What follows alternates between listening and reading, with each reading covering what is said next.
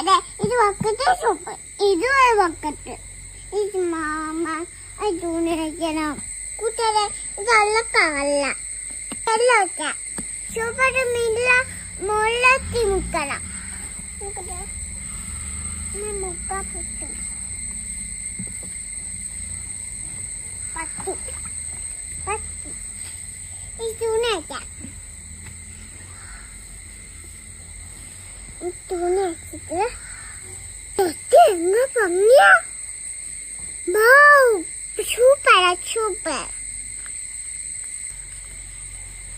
പണ്ടാള കഷ്ടപ്പെട്ടില്ല.